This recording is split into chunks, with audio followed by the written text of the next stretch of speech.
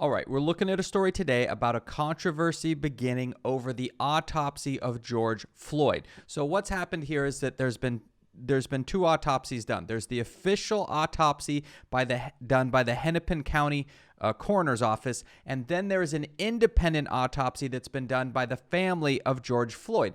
And guess what? The autopsies don't agree. Okay, so what did the official coroner's report say about George Floyd? Well, it's kind of what you would expect to see in a situation where cops were getting away with this kind of stuff. So the only problem is now there's video of it and we've all seen it. And if you think about the video while you're hearing the autopsy report, you go, this doesn't seem legit. So there's a couple things going on here. Okay, so the Hennepin County medical examiner found no physical findings to support a diagnosis of traumatic asphyxiation or strangulation. Okay, so you've seen the video, you kind of just go, how could that be the case? How could there be no... We watched it happen, right? So there's more here. Okay, so here's where it gets even sketchier. Preliminary autopsy results cited in the complaint involving Chauvin said combined effects of being restrained, any potential intoxicants in Floyd's system, and his underlying health issues, including heart disease, probably contributed to the man's death. Toxicology results can take weeks. Okay, so there's a few issues with that where they're trying to sneak in things to kind of cloud the issue, but if you break it down, it doesn't make a whole lot of sense. So, combined effects of being restrained, any potential intoxicants in Floyd's system. Now, there's no report so far that he had intoxicants in his systems. They're saying, they're just throwing it out there and saying, well, there might have been intoxicants in his system. And here's the issue with that. It starts to cloud people's judgment. When you watch that video, I don't care if he had had some drinks before that video started. I don't care if he had had some THC in his blood. I don't care if he's got heroin in his blood. That video was of a man's neck being crushed for 9 minutes and then he died. It was not the intoxicants in his bloodstream, if there were any. We don't even have any clue to indicate that there might have been.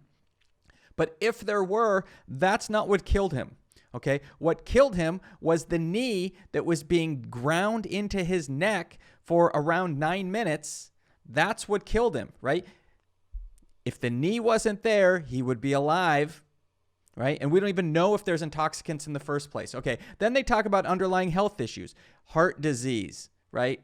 Okay, say he had heart disease, right? Another report showed that there was some arterial blockage, right? Okay, so the guy ate some cookies, maybe didn't even eat enough vegetables. That's not what killed him. What killed him was the knee grinding into his neck on the pavement while he expressed that he couldn't breathe, okay? So this is absolutely ridiculous. And then guess what? When an independent autopsy was done, results came out quite a bit different. So surprise, surprise, an independent autopsy in calling George Floyd's death a homicide determined he died of asphyxiation from sustained pressure. Okay, so this is what we've seen for decades, right?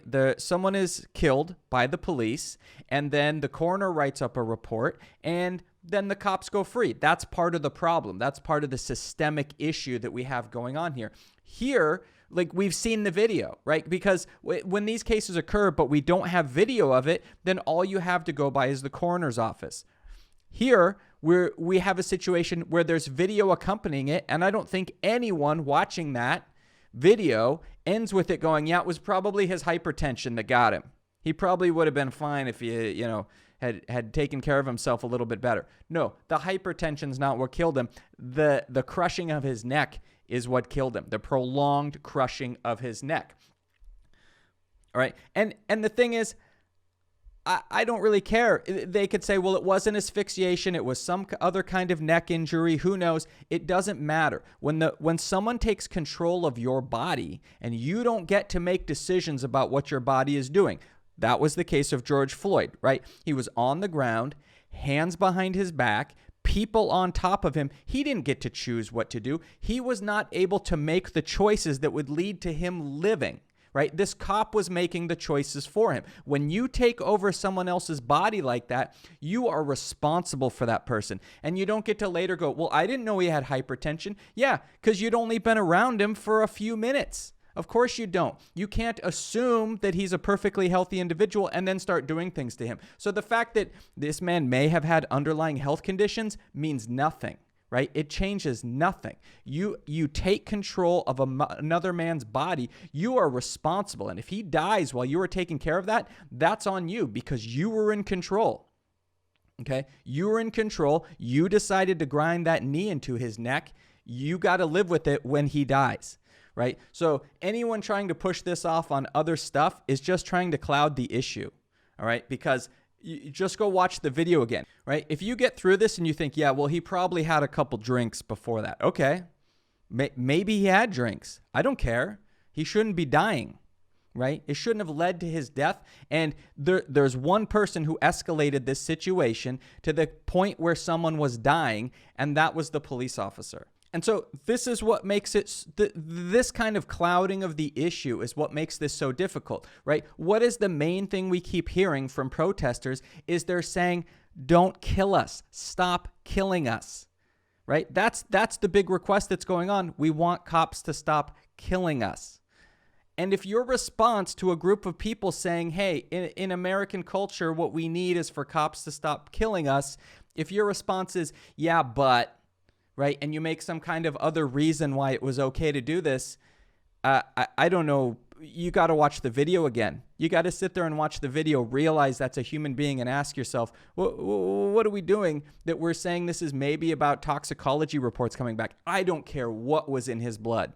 Nothing in that video leads to the fact that that man should have had his neck crushed for 9 minutes. That's the problem. That's the issue that we're at here. So, we have these competing issues. I guess it's confused enough now that whatever side you're on, you can go with that autopsy, right? If you agree with the protesters, then you can go with the independent autopsy. If you're going to try to side with the police officers, then you can go with the Hennepin County medical examiner. And this is part of the problem. There's always these alternate set of facts that people can use to justify their side of the argument, okay? But if you're going to go with the Hennepin County medical examiner and say that justifies how you feel about things, watch the video again. Watch it with those ideas in mind. And while he is begging for his mama in those last moments before he dies, ask yourself, does it matter if he had a couple drinks?